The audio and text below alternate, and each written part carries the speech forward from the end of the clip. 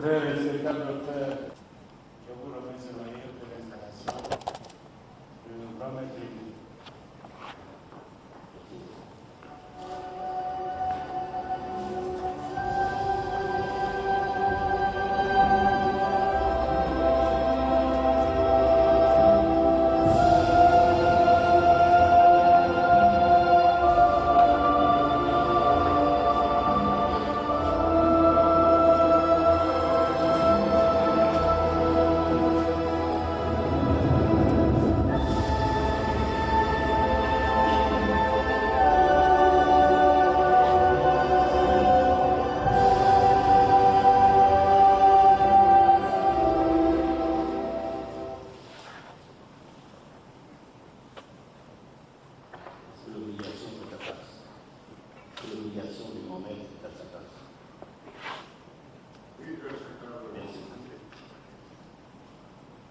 Bien-aimés frères, nous allons maintenant procéder à l'installation du frère respectable Mohamed Félix. Frère grand directeur des cérémonies, installateur, veuillez conduire devant l'autel le très respectable frère Denis Sassou Nguessi.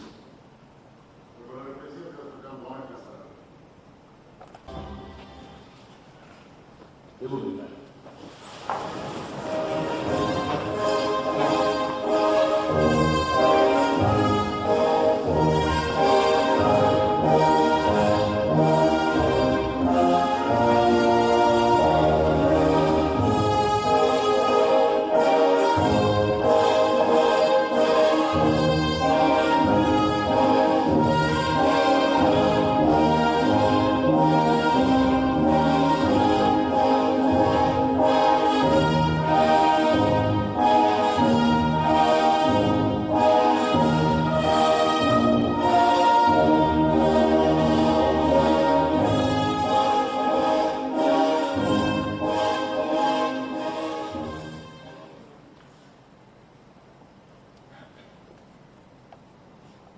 Très respectable frère, grand directeur de cérémonie, veuillez faire avancer le grand maître élu à l'Orient devant le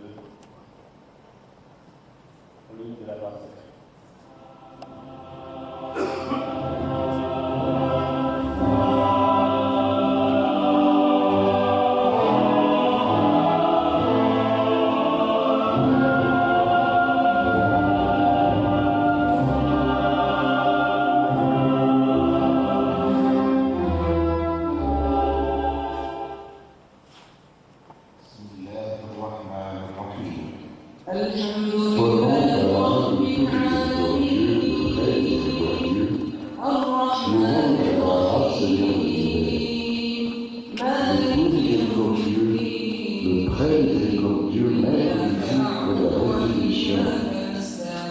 C'est toi seul que nous adorons, et c'est toi seul que nous accordons secours.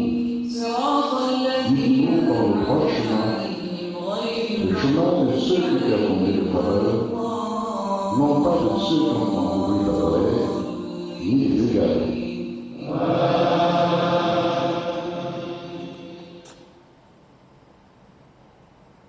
Aussi une fois, mes frères. Frère le Père, en hospitalier, la prière.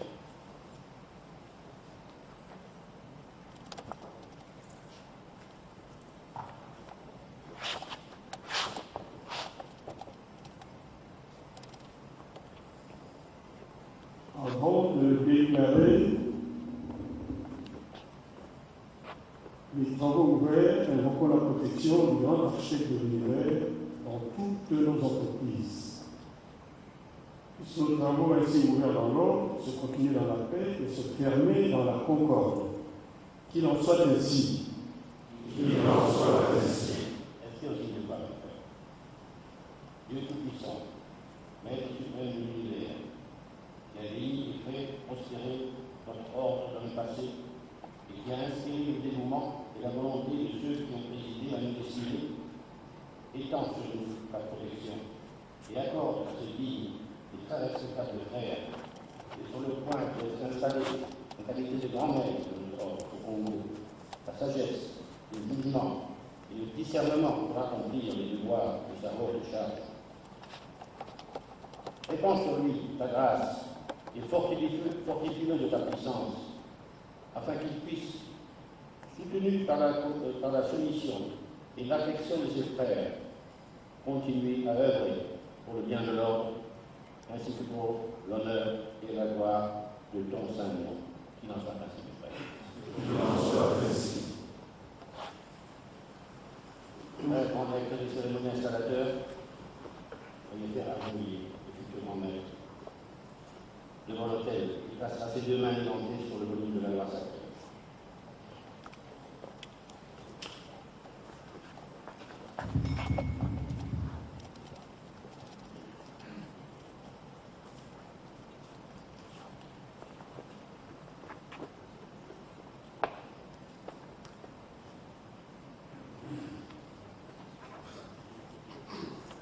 Aussi, deux fois, mes frères, la respectable frère, Denis Sassou Nguesso, vous allez maintenant lire votre obligation. Moi, Denis Sassou Nguesso, en présence du grand architecte de l'univers et de cette grande loge de maçons pensée acceptée, régulièrement tenue, assemblée et consacrée, de mon plein gré et consentement, par ceci.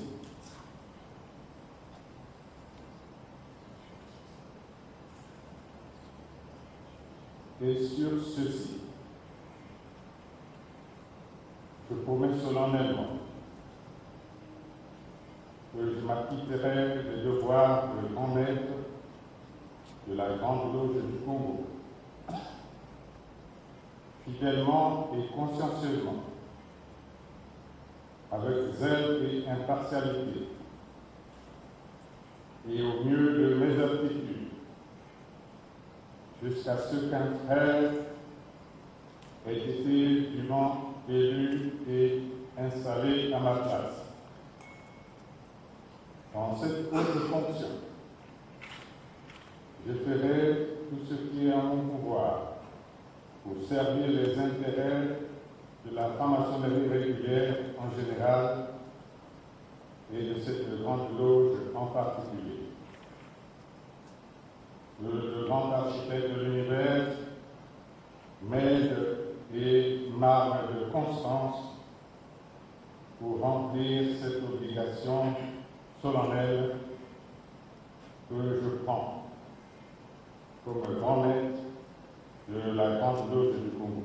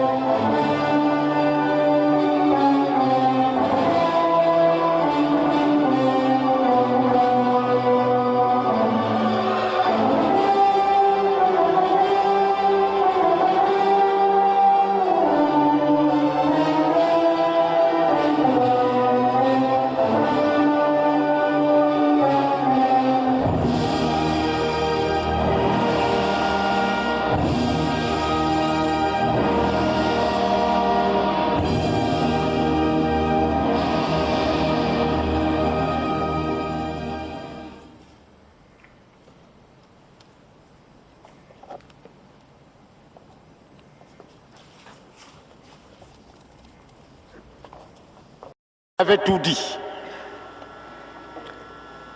À vous autres, je ne voudrais vraiment pas vous faire de nouveaux discours puisque vous en avez déjà reçu de la part du secrétaire général. Et moi hier, je vous ai parlé brièvement, mais c'était une nécessité à ce que je vous en dise quand même un mot. En suivant vos langages, je suis rassuré et que les kimbanguistes, qui ont toujours été marginalisés, seront à partir de ce moment bien précis considérés comme de véritables Aïrois. Parce qu'il y a quelque temps, nous étions vraiment négligés. On regrettait beaucoup. Mais grâce au concours du Tout-Puissant, les choses changent et nous sommes sûrs et certains et que les autorités peuvent compter sur nous. Les Kimbanguistes ne vous décevront pas. Les vrais Kimbanguistes, je dis. Parce que les Kimbanguistes sont nombreux. Il y en a qui se disent être des Kimbanguistes. Mais par leur comportement, vous aurez toutes les facilités de le distinguer. Nous n'allons pas vous décevoir. C'est notre pays. Nous ne sommes pas à l'étranger. Même si nous sommes à l'étranger, mais les Kimbanguistes qui vivent à l'étranger se comportent dignement. Comme tous nos jeunes qui sont venus de France, de Belgique, de la Hollande, d'Allemagne, d'Angleterre, du Canada. Eh bien, je pense qu'ils se comportent très bien. C'est pour cela que je n'ai pas de reproches à leur faire. Et surtout de leur initiative, vraiment, je suis très content. Et je vous en félicite. Et nous en parlerons quand nous serons à Kinshasa. Sinon, cette délégation, composée de 25 personnes, eh bien, cette délégation peut compter sur nous. Vous avez notre appui total. Et aux membres du gouvernement, à monsieur le gouverneur et à tous ceux qui ont bien voulu rehausser de leur présence cette cérémonie, je leur suis très reconnaissant. Et je vous remercie.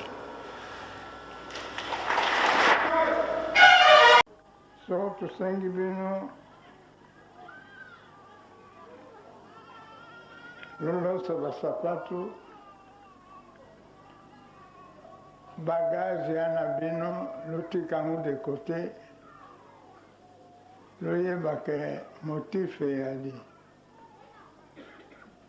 tosala makasi sika tukumi na ntango so tosali makasi te tomonisi bolingo na biso te na tata Nzambe paska ya na biso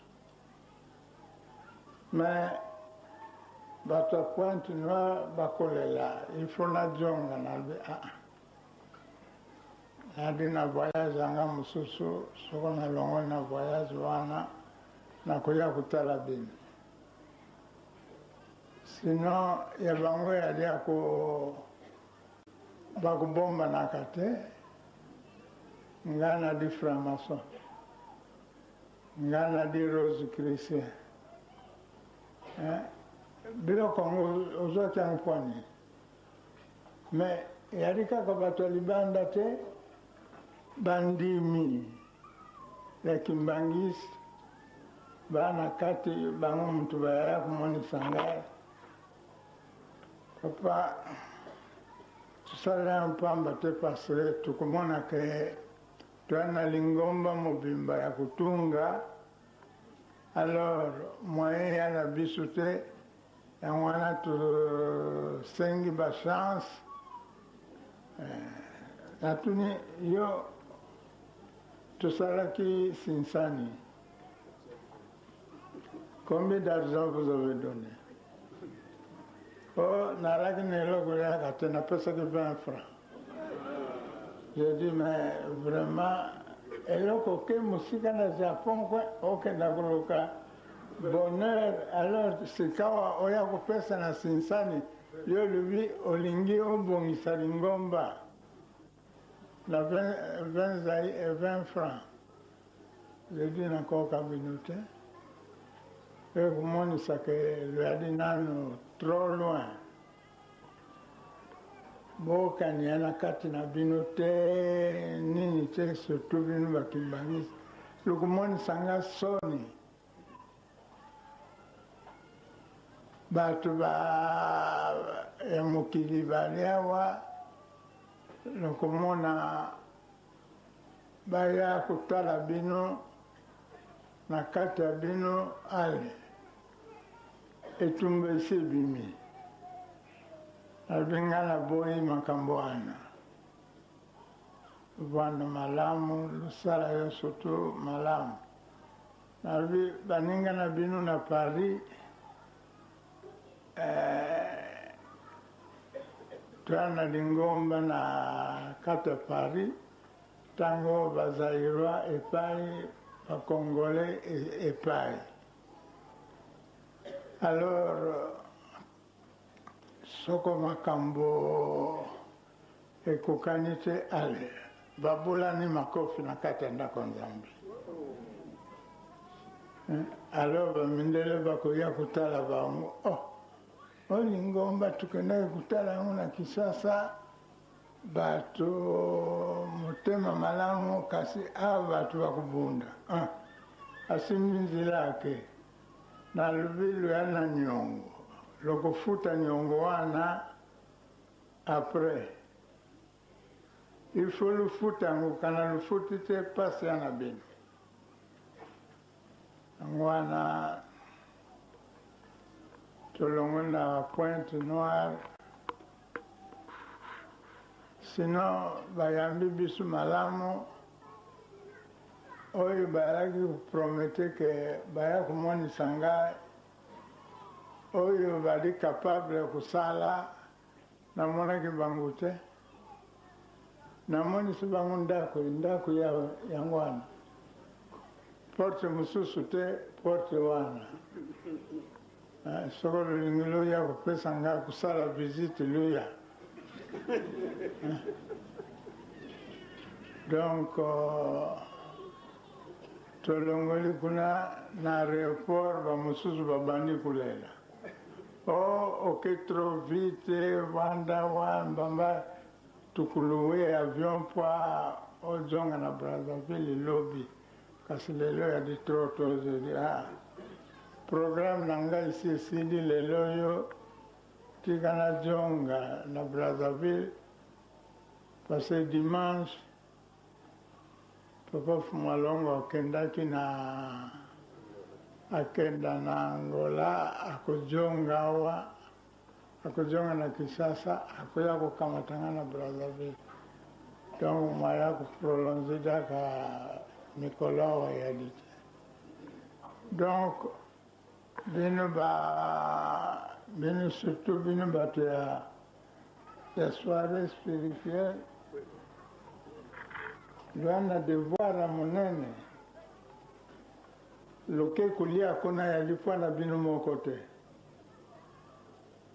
il faut bango nyonso tu balia boliango na bino esika moko lomoni mosala yali trop lobi nakendaki kutala Papa Fumalongo mawa esalaki ngai ase akondi lokola nini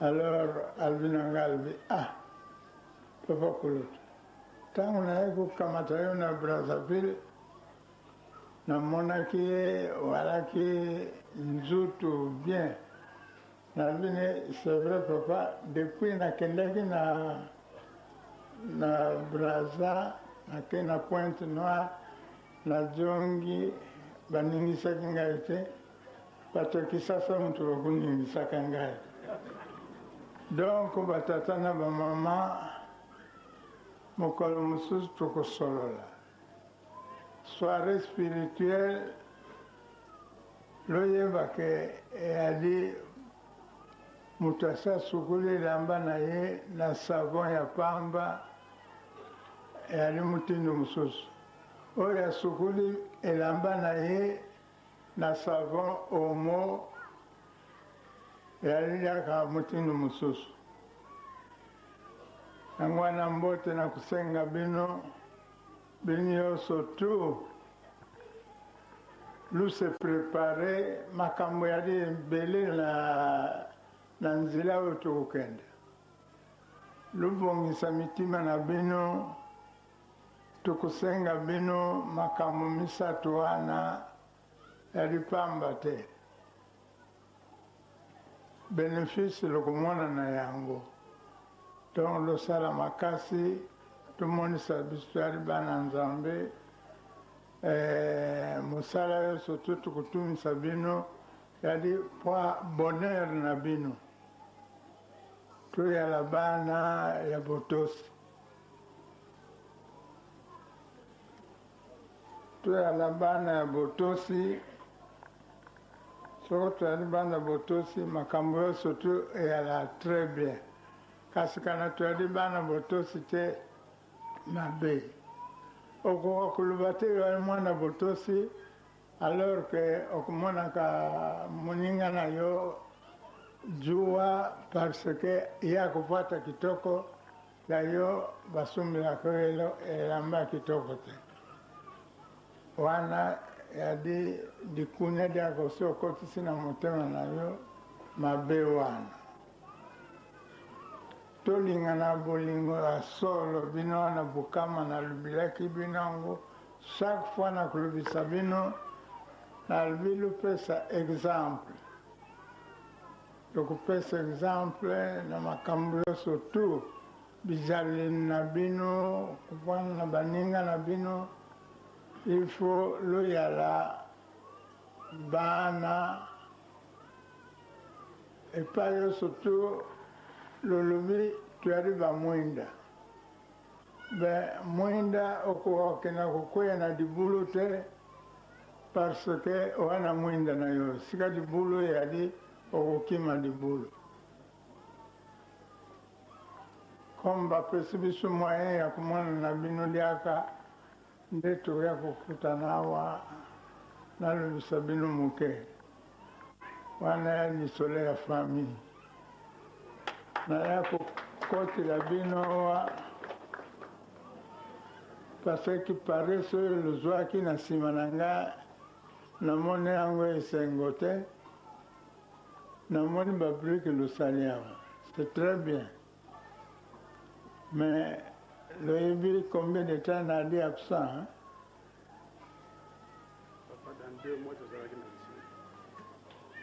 lelo loyala na mission totala mosala lokosala e vendredi bakoyaka lisusu te vendredi biso batambusi moye te topona baninga na biso batambusi na bandimi awa po biso na chaque vendredi na mercredi tozali toujours na soirée tokomaka soso oui mais topona baninga oyo baseconde biso batambusi na bandimi nakoya wa vendredi prochain nakoya kotala bino bandimi batikilaka bino bato awa mpo basalisa bino na mabonde na makambo nyonso tu kasi namoni ke lokomi koya baparesseux na boye na matadi losepelaki ingeta asali bino malamu pourtant kuna yali loyalaki na kati yali ville ya monene te ville ya moke kasi il faut loyala na conscience que bango nyonso tu balaki conscient ya mosala bakosala yango wana bavandisi bino malamu e gouverneur sikawa ayebi lingomba ase aleki na nkamba donc oyo alaki kuna liboso apromete ti ale nakanisaki ya kovanda 50 ans kuna na matadi kasi ale bachange donc tokomeka kosala makambo oyo ekoki mpo toyali na kabambi ya mission ya kopesa kolonga baninga na biso ata ali na libanda akoya kokotela bino namoni esengo parce baninga na biso ya katolike bakoti awa ya nzambi malamu naoki bakoti awa tukenda kaka wana mosala bapesi biso soko na libanda tukopesa exemple ya malamu ebe tata nzambi akofungulila biso nzela mais il faut luvanda bamodele mosala yo surtout lokusala nini yo surtout ebe lumonisaka loya bandimi ya tata Simon Kimbangu bino bato loya na mwinda balukaka esika mwinde yali ana esika mwinde yali te balinga esika modidi te tika balela bino bakoti awa na mosala na nini nyonso tu lomonisa bango exemple ke bakoti nzela mabe te bekokota na nzela malamu tokani bamama. Donc nakotika bino 10 minutes tata pasteur akokontinue mais je reviens.